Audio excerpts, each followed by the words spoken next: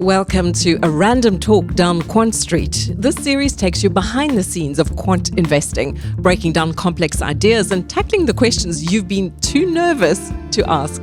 Matthias, welcome. And I'm so glad I have you to ask these questions of. Thanks for having me, Erica. So Matthias, let's start at the very basics. What exactly are factors in quant investing? I know you feel like saying, well, how much time do we have? Because people devote whole careers to this concept. Well, let's keep it simple. So factors are characteristics of the stock or the associated company that explain the risk-return profile of the stocks. So it can be classical examples are the size of a company, so its market capitalization, its evaluation, so something like the earnings to price ratio, or its momentum, so the stock price trend. Okay, so you're describing that every stock has a certain characteristic. And if you as a quant in building your model can understand what these characteristics are over time, you can benefit by investing in those with a certain characteristic? Exactly, and then you have maybe two groups of stocks. Mm-hmm. So you have the group of the expensive stocks and the group of the cheap stocks.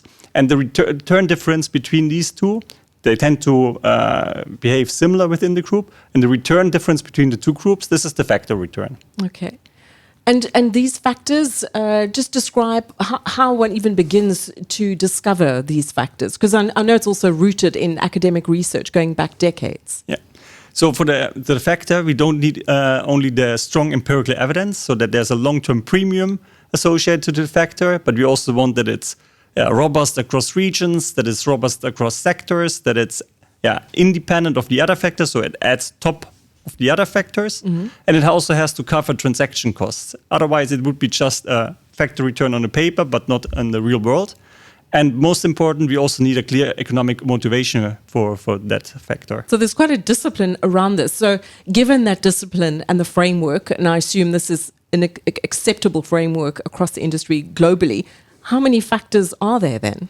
So we have on one side the so-called factor zoo. So there are more than 300 factors published in the academic literature. Yes. But when we try to replicate these 300 factors, we often find that they simply don't work.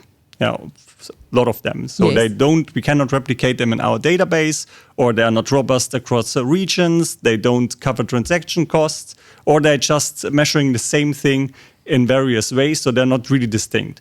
So what we see is that like 5 groups of factors or signals, valuation, quality, momentum, analyst revisions, and low risk, they really explain differences in long-term returns.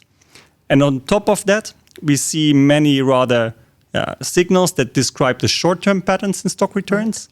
And these are like signals that we combine in our trade timing model. And that is one that we see as an additional factor. And is it your ambition in your career as a quant to be the one who discovers a new factor that indeed meets all these criteria of being stable and applicable across markets and time? Yes, of course. And we have also the history at Robeco that we discovered factors that were also then replicated and used by others, like our residual momentum definition.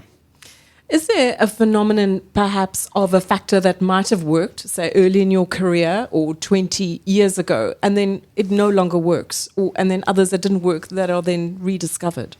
So what we see is that the signals behind measuring these broader factor groups, they tend to weaken a bit over time. Yeah, I don't say that they stop completely working. Mm-hmm. Sometimes you see it, but on average, they just become a bit less powerful. So they fade.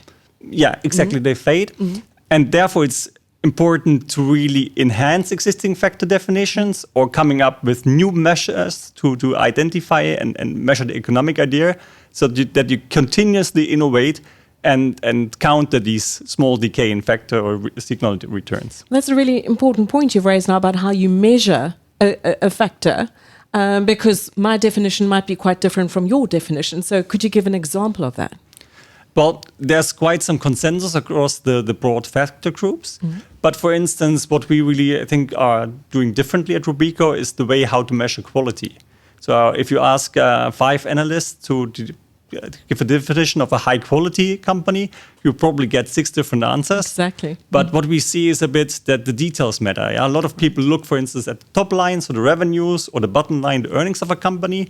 But we really think and are convinced that between these two numbers, there's really the true economic profitability and strength of a company. And if you really can identify that, you have also a signal that not only describes a strong company now, but also that explains future earnings of the company and therefore gives you the premium. Matthias, thank you. Really insightful.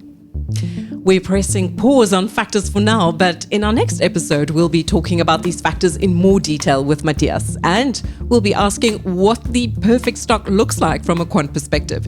Do tune in again for that and do share the series.